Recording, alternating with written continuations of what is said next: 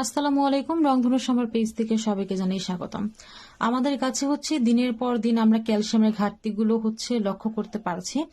আর ক্যালসিয়ামের ঘাটতিটা কেমন হতে পারে, যেমনটা আমাদের গাছের পাতাগুলো লাল হয়ে যাওয়া, গাছের দিনের পর দিন গাছগুলো নেতিয়ে পড়া, গাছগুলো নিচের দিকে ঝুঁকে যাওয়া, এছাড়াও গাছের মধ্যে কোনো প্রকার পুষ্টি প্রোটিন না থাকা। এই টাইপের সমস্যাগুলো আমরা যারা গাছের মধ্যে ফেস করছে অথবা ফিল করতে পারছি, তাদের কিন্তু অবশ্যই বুঝে নিতে হবে যে এই গাছটা ক্যালসিয়ামের ঘাটতি আছে অথবা ক্যালসিয়াম থেকে বঞ্চিত আছে এই গাছটি। এখন ক্যালসিয়ামের যদি ঘাটতি থাকে অথবা ক্যালসিয়াম যদি গাছের মধ্যে একেবারে প্রপারলি না থাকে, সেক্ষেত্রে কিন্তু এই সমস্যাগুলো দেখা দেয়।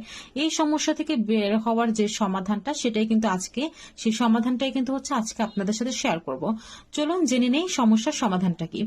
যদি আমাদের গাছে প্রচুর পরিমাণে ক্যালসিয়ামের ঘাটতি থাকে অথবা কোনোভাবে যদি ক্যালসিয়াম না পায় প্রপারলি গাছটা, সেই গাছ কিন্তু কোনোভাবে সতেজ থাকবে না। এর পাশাপাশি গাছের পাতাগুলো দিনের পর দিন লাল অথবা হলুদ বর্ণ ধারণ করবে, যার ফলে আমাদের গাছের যে একটা নিজস্ব একটা সতেজতা আছে, নিজস্ব একটা সৌন্দর্য ভাব আছে, সেগুলো দিনের পর দিন হারিয়ে ফেলবে।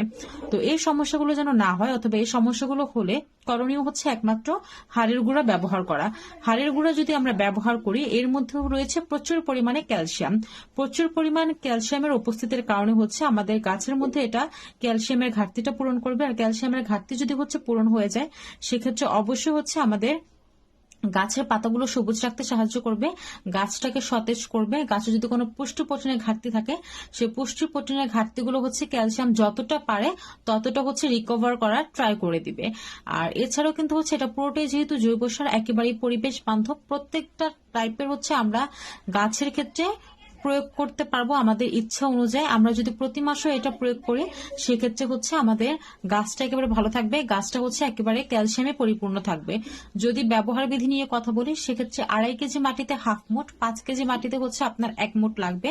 আর এছাড়াও যেহেতু পুরোটাই জৈব দ্বারা তৈরি, সেক্ষেত্রে আপনি যদি চান, আপনি কিন্তু পরিমাণে আরো বেশি দিতে পারেন মাটির সাথে মিক্স করে। একটা যখন গাছটা লাগাবেন, তখনই যদি আপনি মাটির সাথে হাড়গুড়ার মিশ্রণটা রাখেন, সেক্ষেত্রে কিন্তু আপনার গাছটা আরো বেশি সতেজ থাকবে, ভালো থাকবে। আশা করি সবাই বুঝতে পেরেছেন হাড়গুড়ার ব্যবহার বিধিটা। যারা ফেস করছেন আপনার গাছে ক্যালসিয়ামের ঘাটতি আছে, তারা কিন্তু অবশ্যই আমাদের রংধনু সম্ভার পেজ থেকে ভিডিওর নিচে যে নাম্বারটি দেওয়া আছে, নাম্বারে কল দিয়ে রংধনু সম্ভার পেজ থেকে কিন্তু আপনারা হাড়গুড়োগুলো পারচেস করে নিতে পারবেন। এতে করে কিন্তু আপনার গাছের পাতাগুলো একেবারে সতেজ থাকবে, হেলদি থাকবে।